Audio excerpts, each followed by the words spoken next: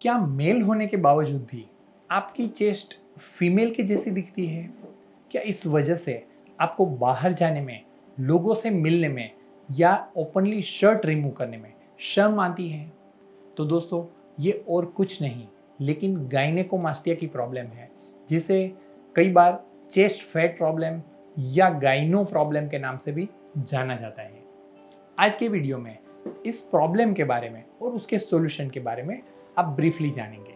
ये problem youngsters में और पर्टिकुलरली टीनेजर्स में देखने को मिलती है और ये होने की वजह हार्मोनल चेंजेस या हार्मोनल फ्लक्चुएशंस होते हैं। हार्मोनल चेंजेस की वजह से ब्रेस्ट ग्लैंड्स जो निपल के नीचे रहती है वो स्टिमुलेट होती है, एनलार्ज होने लगती है और अल्टीमेटली फीमेल की तरह चेस्ट इनलार्जमेंट या ब्रेस्ट प्रोड्यूस कर देती है, जो दिखने में भी बहुत अजीब लगता है। यंग एज में इसका होना ये यंगस्टर्स के लिए बहुत ही अनकंफर्टेबल हो जाता है। इस वजह से वो बॉडी फिट क्लोथ्स नहीं पहन सकते हैं, ओपनली शर्ट निकालने में उसे शर्म आती है। इससे वो कई बार अपने आप को कुछ एक्टिविटीज़ से रिस्ट्रिक्ट करने लगते हैं, इवन यहाँ तक कि अपने पीयर ग्रुप में वो टीजिंग का शिकार होते हैं। इसलिए वो लोगों से कम्युनिकेट करना अवॉइड करते हैं और इसकी असर उनकी स्टडीज़ पे और उनके करियर पे या उनके प्रोफेशन पे दिखती है। इसलिए ऐसे दिखने में बहुत छोटा लगता है ये प्रॉब्लम, उसको अच्छा करना और उसको टाइमली करेक्ट करना ये बहुत ही ज़रूरी होता है। अगर आपको भी लगता है या आपके नज़दीक में किसी को भी आप देखते हैं कि ऐसी प्रॉब्लम है जिसकी इम्पैक्ट उसकी साइकोलॉजी पे हो रही है, या कई बार ये प्रॉब्लम की वजह से चेस्ट में पेन होता है या पर्टिकुलरली निपल के नीचे पेन होता है, अगर ऐसा भी आपको फील होता है तो आपको कॉस्मेटिक प्लास्टिक सर्जन को कंसल्ट करना चाहिए। कंसल्टेशन के दौरान आपको ये प्रॉब्लम कैसे स्टार्ट हुआ है और कैसे आगे बढ़ा है वो शेयर करना चाहिए। साथ में इससे आपको क्या प्रॉब्लम हो रहे हैं या इससे कुछ आपको पेन हो रहा है या आपको कुछ साइकोलॉजिकल अनकंफर्टेबिलिटी हो रही है, ये आप अपने प्लास्टिक सर्जन के साथ शेयर कीजिए। साथ में आप इसमें क्या अचीव करना चाहते हैं वो भी उन्हें क्लियरली बताइए। नॉर्मली कंसल्टेशन के दौरान मैं ये सारी हिस्ट्री जानता हूँ, एग्जामिनेशन करता हूँ और उसके बाद कुछ ट्रीटमेंट प्लान्स डिसाइड करते हैं जो हम शेयर करते हैं। और साथ में ट्रीटमेंट्स के पहले आपको क्या क्या कराना होता है, कुछ ब्लड टेस्ट वगैरह की ज़रूरत है, वो आपको सजेस्ट किए जाते। जब भी मैं कुछ हार्मोनल प्रॉब्लम सस्पेक्ट करता हूँ तो कुछ स्पेशल हार्मोनल टेस्ट है वो भी मैं आपको रिकमेंड करता हूँ और ये सारे टेस्ट होने के बाद हम प्री ऑपरेटिव फिटनेस करते हैं।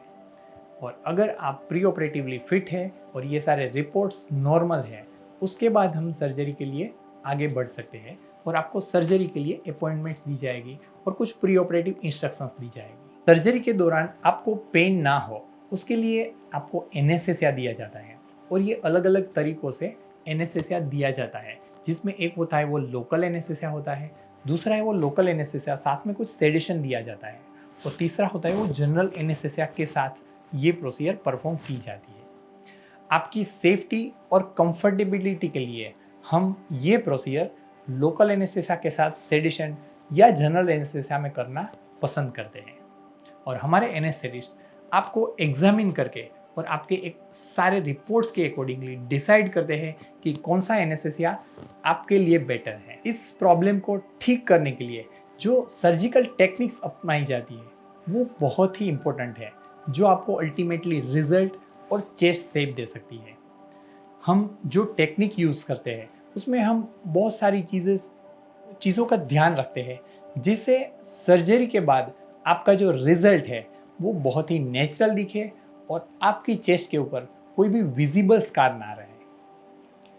इसी के साथ आपकी जो ब्रेस्ट ग्लैंड्स है वो हम कंप्लीटली रिमूव करें, ये इस सर्जरी के आउटकम के लिए बहुत ज़रूरी है। इस सर्जरी का अल्टीमेट पर्पस है आपको नॉर्मल लुकिंग चेस्ट शेप देना और उसके लिए सर्जन की फाइनेस्ट सर्जिकल स्किल और एक्सपीरियंस बहुत ही इम्पोर्टेंट हो जाता है। हम जो टेक्निक्स यूज़ करते हैं वो बहुत ही मिनिमल इन्वेजिव टेक्निक्स है, जिसमें बहुत ही छोटे की होल इंसिजन से पूरी सर्जरी को परफॉर्म किया जाता है। इसलिए चेस्ट के ऊपर कोई एक्स्ट्रा विजिबल निशान भी ना आए और साथ में हमें बहुत अच्छा और नेचुरल लुकिंग चेस्ट शेप मिलता है। सर्जरी में एक बहुत ही इम्पोर्टेंट बात ये है कि आपकी जो ब्रेस्ट ग्लैंड्स है उसे हम कंप्लीटली रिमूव कर सके। अगर वो हम कंप्लीटली रिमूव नहीं कर सकते हैं तो आपकी चेस्ट को अच्छा शेप नहीं मिलता है और कई बार ये प्रॉब्लम वापस होने के चांसेस भी रहते हैं। इसलिए ये रिमूव करना ये बहुत ही इसका स्किलफुल पार्ट है। सर्जरी के बाद कुछ ही घंटों में आप घर जा सकते हैं। सर्जरी के बाद आपको कुछ मेडिसिन लेनी है जो आपकी पेन को कंट्रोल करके आपको कंफर्टेबल बनाता है। दूसरे ही दिन से आप अपना रूटीन डाइट रिज्यूम कर सकते हैं, लाइट वर्क या ड्राइविंग शुरू कर सकते हैं, पर्सनल केयर शुरू कर सकते हैं और कुछ दिनों के बाद अपना हेवी वर्क या वेट लिफ्टिंग भी कर सकते हैं। और अगर आप जिम या एक्सरसाइज करते हैं वो भी आप नॉर्मली 15-20 दिनों के बाद शुरू कर सकते हैं।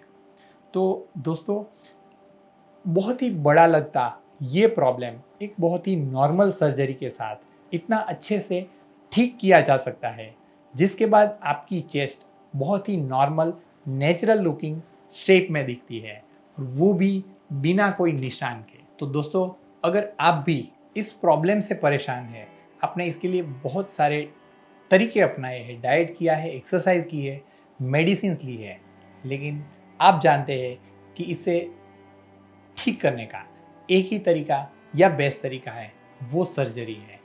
तो आप भी इस तरह की कोई भी हेल्प की ज़रूरत है तो आप हमें कभी भी कांटेक्ट कर सकते हैं। मैं डॉक्टर सिद्धार्थ सखिया, आपका complete body shaping partner. Stay tuned for the next video.